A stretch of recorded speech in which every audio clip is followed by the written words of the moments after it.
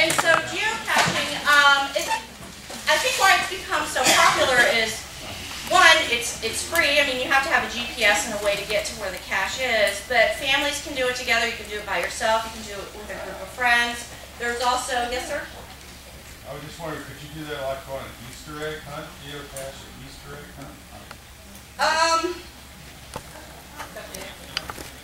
Well, I guess you can kind of do a variation of that. Let me give you an example of one of our caches. It's cardinal themed, pretty plain and simple.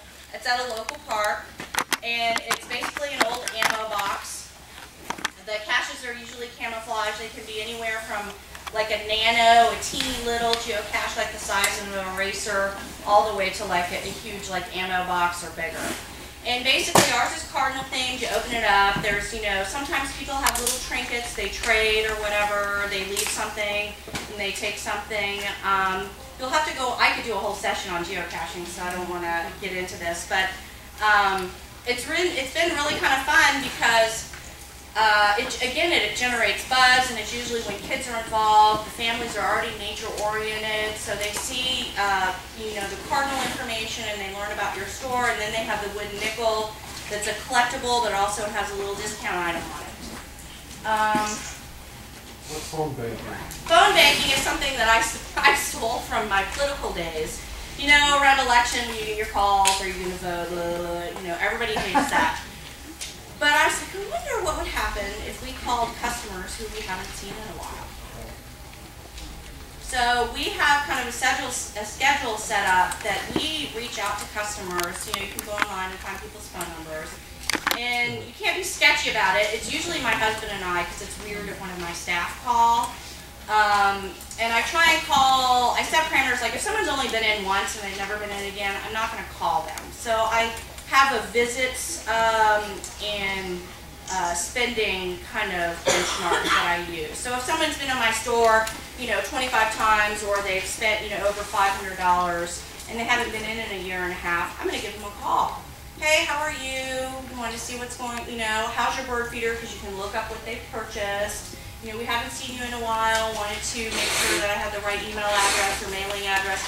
Usually you catch them off guard.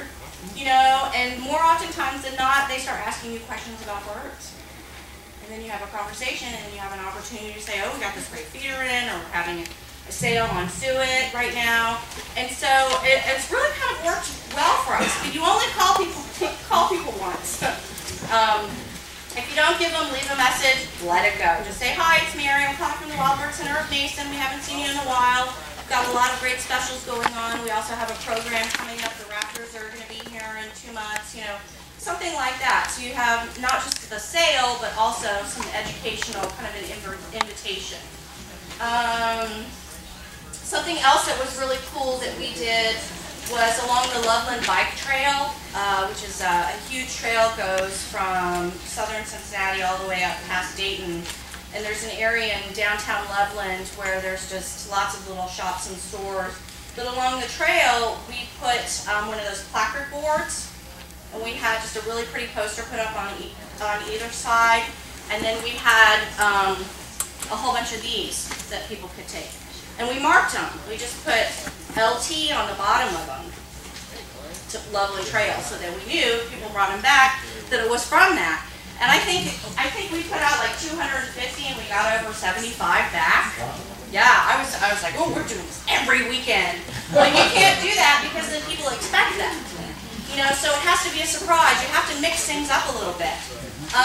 Sharon, I think, will probably talk about Foursquare badges, QR code scavenger hunt, maybe. We can talk about that a little later. Did she leave? A lot of things on here are things that have really not cost me a lot of money and have worked for me.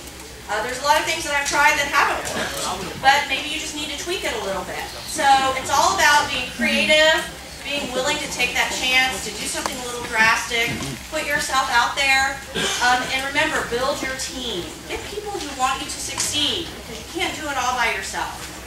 And with that said, jumping at several small opportunities may get us there more quickly than waiting for the big one to come along. Yeah. So, Guerilla marketing.